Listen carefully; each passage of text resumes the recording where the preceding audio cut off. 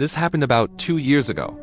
Even now, the memory crawls back into my head when I least expect it, sharp, intrusive, impossible to ignore. I'm writing this because I don't want anyone else to end up in the kind of danger I barely escaped. It was a normal afternoon. I was grocery shopping at Trader Joe's when I heard a woman's voice right beside me. "Pick whatever you want," she said casually. "I'll cook it for you." At first, I assumed she was talking to someone else. But when I looked around, the aisle was empty, just me and her. She was staring directly at me. I laughed awkwardly, not sure what to say. Why would a complete stranger offer to cook dinner for a guy she'd never met? Had she somehow figured out I lived alone? Then I really looked at her, and she was exactly my type. My first thought was that it had to be a prank. I scanned the store for hidden cameras, for friends waiting to jump out, but there was nothing. Just normal shoppers minding their own business.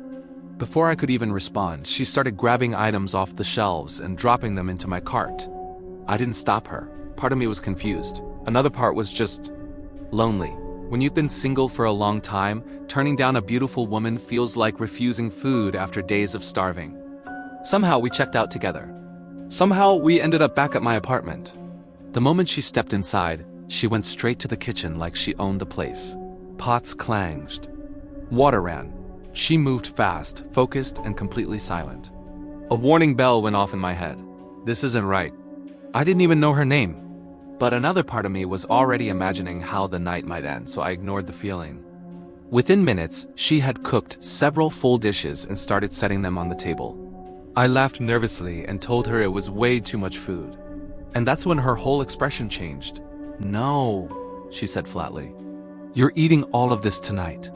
Her eyes were different now, cold, sharp, almost hostile. I just froze.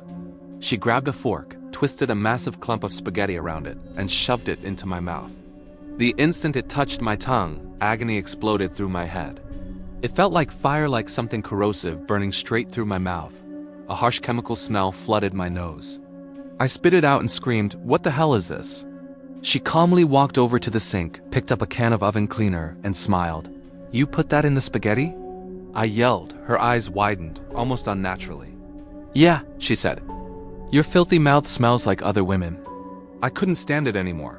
That's when she started walking toward me, still holding the can, and suddenly everything clicked. This woman wasn't just strange, she was dangerous. I ran for the front door. Behind me, I heard crashing sounds.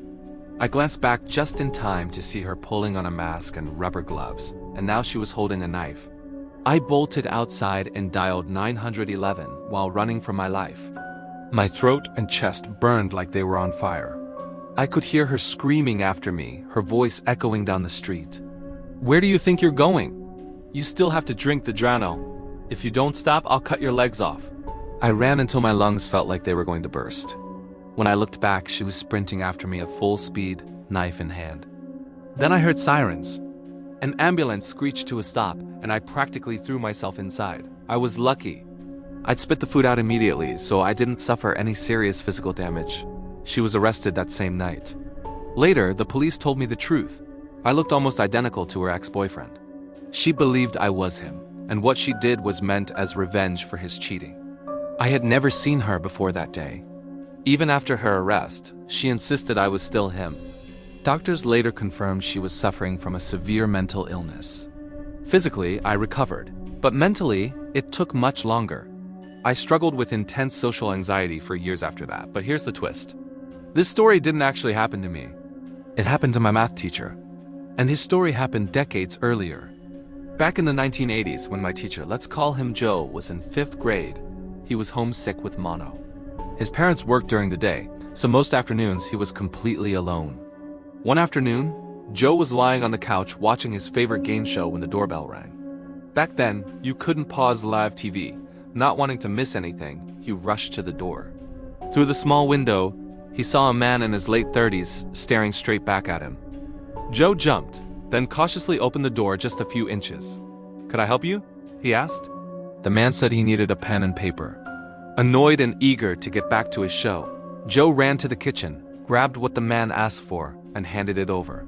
As Joe tried to close the door, the man shoved his foot into the gap. "I need somewhere to write a letter," he said. "Can I come in?" Joe was small, barely 70 pounds, and far too innocent to recognize the danger, so he let the man inside. The man sat at the dining table, writing letter after letter, crumpling them up and tossing them aside. Eventually, he kept one, thanked Joe, and left. Joe locked the door and threw all the discarded letters into the trash. A few minutes later, the phone rang. It was Joe's dad, just checking in on him. Everything seemed fine until the doorbell rang again. It was so loud that Joe's dad heard it through the phone and told him to answer it. Joe opened the door. It was the same man. "I need those letters back," he said. Joe ran to the trash, grabbed the crumpled papers, and turned around straight into the man. He had followed him inside. The man sat back down at the table with the letters. Joe slowly walked over to the phone and whispered to his dad what was happening. Suddenly, the line went dead. Joe turned around and saw the man leaning against the phone, holding the button down, staring directly at him. But what Joe didn't know was that because his dad had made the call, he could still hear everything on the other end. When Joe's dad said he was calling the police, the man bolted out the door. Joe ran upstairs, locked himself in his parents' bedroom, grabbed a rifle from the closet, and waited until his dad came home. The man was arrested a few miles away. Years later, when Joe finished telling us this story in class, he said something I'll never forget. That house was completely isolated. If my dad hadn't called, I don't think anyone would have ever heard me scream. These stories are a chilling reminder that danger can appear when you least expect it, wearing the most ordinary of faces. Trust your instincts. If something feels wrong, it probably is. Stay safe out there. Thanks for watching, and I'll see you in the next one.